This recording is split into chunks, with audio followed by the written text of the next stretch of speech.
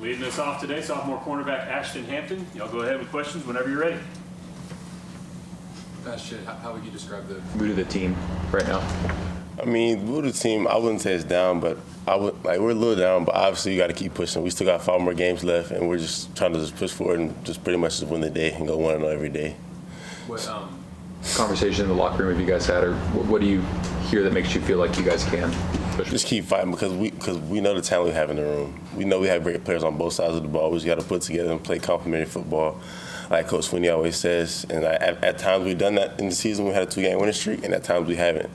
Last game, the defense would play good in the first half, but in the second half we didn't play as well. And that's something we got to keep, continue to work on and strive to get better at. I guess when you look back at the second half against SMU, kind of what broke down for you guys defensively? We just didn't make the routine plays. Communication was really a big thing for us at times. We just didn't make plays when we needed to, and that really ended up hurting us in the end. When you talk about miscommunication, what was that? Just guys not talking. I mean, it is what it is. It happens sometimes. And then the heat of the moment when people are tired and the fans are getting loud, it's third down, you got to make sure you communicate. And you over-communicate things at times, so it makes sure you know that you're on the same page as your teammate. You talk about not making the plays when you need to. Do you feel like that applies to third down and just trying to get off the field consistently? I mean, yeah. At the end of the day, as a defense, you would love to have them go 3-and-out every time, but sometimes that doesn't happen. And if that doesn't happen, you got to just buckle down and just keep fighting. And we just felt like that we didn't get the critical stops when we needed it. And at the end of the day, that's something we're going to work on in practice this week and prepare for it next week when we play Duke. What's it like as a defense when you see your offense score and then you take the field and the other offense goes down the field and scores either a touchdown or a field goal? It hurts a little bit, but we know the offense is going to have our back. And whether if we go out there and stop them and the offense is going to go score, or we give up a touchdown, I have confidence in the offense that they're going to go score and make a play for us. So at the end of the day, you can't really dwell on something happening in the past. You just got to pretty much put your head down and just keep moving forward. You got to have that one play, next play mentality. Coach Sweeney always said, well, it's a good play or a bad play. Bad drive, bad series, just keep pushing forward. Any questions for Ashton virtually? Nope. Anybody else in the room? So how do you treat this up today? Everybody's going to get a chance to kind of get their mind right, get healthy. What do you do personally to try and prepare for these final 5 or 6 games? Me personally, I try to make sure I watch film every day. I study every receiver every play in the upcoming week. I try to make sure I grade myself and my technique from last game. And I'll go back and watch all the games that I've had throughout the season. I'll watch all my technique and stuff like that. And I'll look at things that I did well and things that I haven't did well. And I'll try to pretty much coach myself up on that. I make sure I go in the corners room and I'll watch the film and I'll have all the grade sheets because we get graded every game. And I'll make sure I just go play by play and see what my coach said and make sure I'm taking those notes and applying them. This was a season that began with talking about a college football playoff and making a run at a title. How do guys stay invested? Because now, it's a fight for just bowl eligibility at this point. How do you keep guys invested in playing hard? At the end of the day, Coach Sweeney pretty much said it best. At this point, we're fighting for ourselves and Clemson. Because Clemson is a great program that's had a history of great players, great teams, great coaches, and a lot of things like that. So at the end of the day, we're really fighting for Clemson. The fans in the stands, we're fighting for them in Death Valley. We're fighting for ourselves, our name on the back of our jerseys, the name on the front of our jerseys. That's something that we're really priding ourselves in for these next 5 to 6 games. What have you seen from the veterans of this team? How have they kind of reacted over the last few days?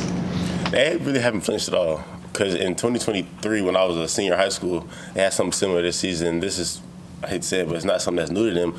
So this is just something that they're for a guy like me who's never been through something like this, they're really helping keep my spirits and stuff like that. Guys like Tristan Lee, that's a leader right there. That's somebody that when I first came in, he always looked out for me, said if I ever need anything to come talk to him. And a guy like him, Cade, they're just keeping everybody's spirits up. They're staying happy. They're staying motivated. If we were 6-0 or 7-0, they wouldn't have changed the same.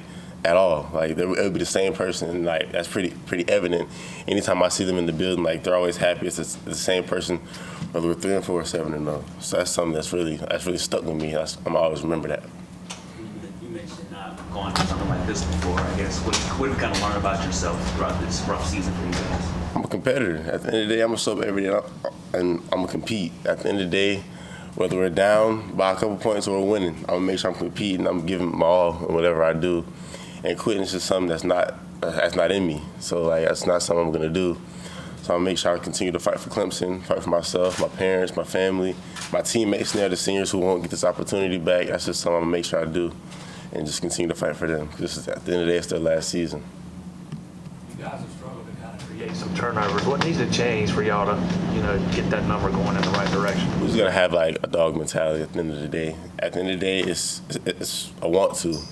I'm finna go get this ball. Like, I need it, pretty much. So that's just like a mentality we need to carry into these next 5 to 6 games and make sure we can get some more turnovers and stuff like that. You said we're fighting for ourselves as well as Clemson. For the back half of the season, how do you deem this a successful season? Maybe not on the scoreboard or how you would have liked that to shake out, but how do you deem the back half of this season a successful one for you? Just going 1-0 every week and just making sure that we're always preparing ourselves for the next opportunity that we do have. So the next opportunity that we do have is Duke, so we can go 1-0 against Duke. Then after that, we got Florida State, go 1-0 against Florida State. And then after that, we keep going 1-0 each week, and we keep preparing ourselves and don't get too highs on the highs or get too lows on the lows. Like we lost last week, but it's Tuesday now. Like that week's over with, so there's nothing we can do about the past. We just got to keep pushing forward and keep playing. Do you feel like you've kind of found your voice more as a leader just kind of midway through this second season? I feel like I have, yeah. I feel like I'm starting to grow more because obviously I'm 19, but like the things I'm going through right now is something I'm going to be able to apply to myself later in life. That's something Coach Sweeney always says, like, even though like it's a rough season right now, this is something like, I remember we had a team meeting, he was talking about like, it's just the worst thing you guys have ever been through in your life. And everybody looked around and was like, no, at the end of the day, you got to keep going. Because at the end of the day, like, you can't just dwell on it. It's the past. Like, there's nothing you can change about us. So you got to keep looking forward and keep pushing forward. You mentioned the mentality. Who sets the mentality on the team, like in the locker room before the game, in the game? Who sets that? We do, as players. Like, you have to get into your own head and pretty much just say, and like, pretty much like self-talk. Like, you gotta have confidence. Like me, I'm a very confident guy.